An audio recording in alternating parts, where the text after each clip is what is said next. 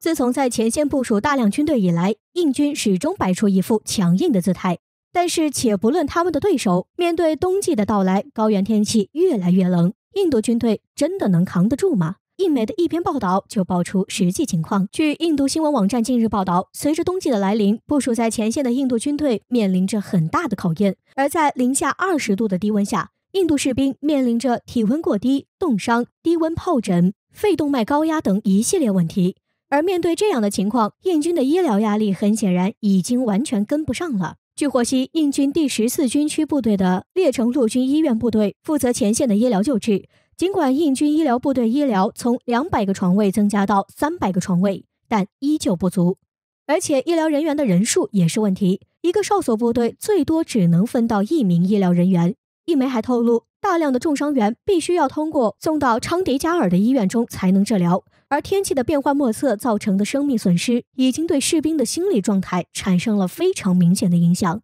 也就是说，现在的印军士气备受打击。从印度曝光的情况来看，如今印军前线已经因为高寒低温的问题出现了大量伤亡了。从中也可以看出，印军现在可谓是太难了。有一句话说，打仗打的是后勤，说的正是这个道理。实际上，印军可是有着充足的时间来准备前线的部署，然而现在却出现大量的非战斗性减员，是之前没有料到吗？很显然不是，最主要的问题还是实力不济。不说国内的经济能力、武器装备，单从中印两军的后勤差异来看就能明白了。不说军队，就拿一个最普通的人来说，吃穿住行都是最基本的需求。高级的咖喱当然只是印军的军官享用的，而普通士兵只是吃一些毫无营养的糊糊。过去就有印度士兵在社交媒体上抱怨过，前线的伙食实在太差，他们只有靠毫无滋味的大饼充饥，剩下的就是快被冻成冰块的糊糊。相比之下，我军在高原吃着自热火锅已经不是什么新鲜事儿了。再说穿的，此前印军营保暖军中不足，因此从美国紧急采购2手保暖服一事，足以说明印度的现状。难以抵挡寒冬的印度士兵只能用瑜伽来达到与自然融为一体，忘却寒冷。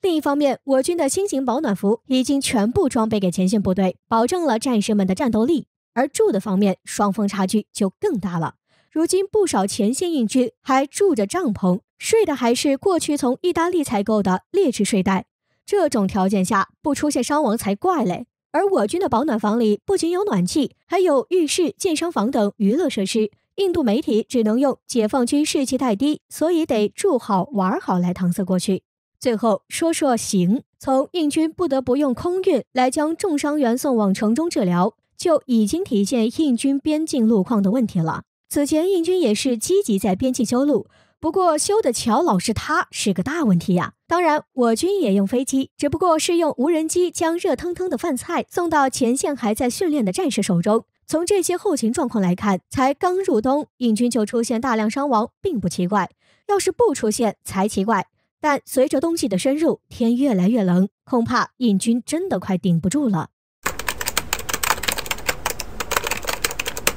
美军野心越来越大，计划在西太岛屿上新建空军基地。该岛屿曾见证2战时日本的衰亡，为何东风26导弹成为破局关键？敬请关注本期军事热点。近一段时间以来，美军重返亚太的野心似乎变得更加迫切。前不久有消息传出，美军准备在亚太地区组建一支第1舰队，以此来遏制周边大国的发展。然而，就在美军提出这一计划没多久后，他们在亚太地区又展开了一个大动作。据媒体报道，美国五角大楼方面正在扩大他们在太平洋深处的机场规模，并且要新建一个机场。据了解，五角大楼方面此举的目的就是为了在与周边大国发生冲突时能够使用。但是令人难以琢磨的是，美军在亚太地区已经设立了关岛安德森空军基地，他们为何还要新建一个空军基地呢？据获悉，美军想要新建空军基地的很大一部分原因是因为关岛地区的自然灾害会对安德森空军基地的飞行行动带来影响，所以美军想要建立起一个新的空军基地。有公开资料显示，美军新建的空军基地将位于西太地区的天宁岛，该基地离关岛安德森空军基地相隔160公里左右。通过历史资料我们可以得知，天宁岛此前曾属于日本，但是在2战末期的时候，美军从日本人手中夺取了该岛。值得一提的是，这座岛屿被美军夺取后，美军就是在这里使用2架 B-29轰炸机装载原子弹对日本发动了核战争。由此可见，这座岛屿还见证了日本在2战中的衰亡。现如今，美国人想重新启用这一岛屿，他们想在这座岛屿上建造一套非常全面的设施。该空军基地建成并投入使用后，如果说关岛安德森空军基地被敌人摧毁，或者说因为自然灾害而无法执行任务时，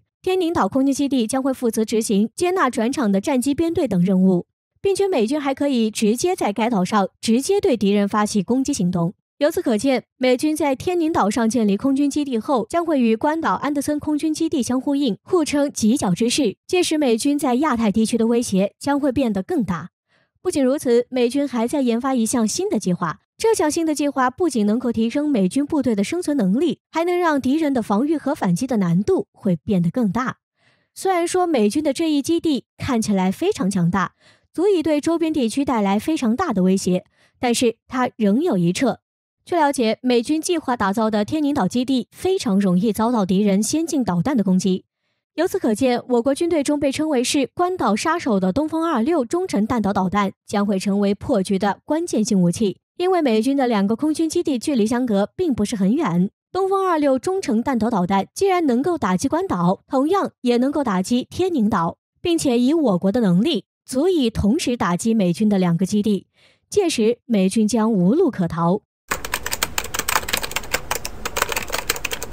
美国国务院发表袒护澳大利亚言论，反倒指责中国，而国外网友却纷纷扒出过去美军干过的坏事儿。中澳之间的漫画事件持续发酵，在中方拒绝澳大利亚提出道歉的无理要求后，西方各国都开始声援澳大利亚。而作为西方世界的老大，尽管国内也是乱成一团麻，但眼看舆论越吵越烈，他们终于坐下来前来护澳。12月2号，美国国务院发声，无端指责中国发布虚假图片来污蔑澳大利亚，使得中国形象跌入新的谷底。从美国官方的发言来看，与其他西方国家一样，继续无视阿富汗问题，而强行把澳大利亚对阿富汗的犯罪强行转化为中国与西方之间的矛盾。但是美国偏偏要在这个时候发声，实际上是不明智的。且不论现在美国在国际的信誉度还有多少，单说澳大利亚在阿富汗的暴行就和美国脱不了干系。澳大利亚军队为何能进入阿富汗，还不是美国人邀请的？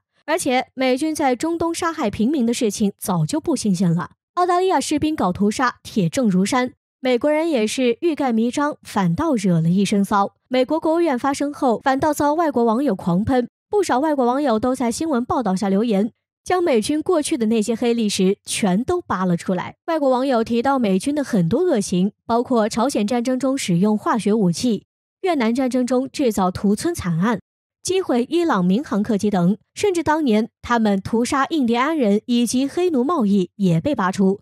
可谓是黑历史满满。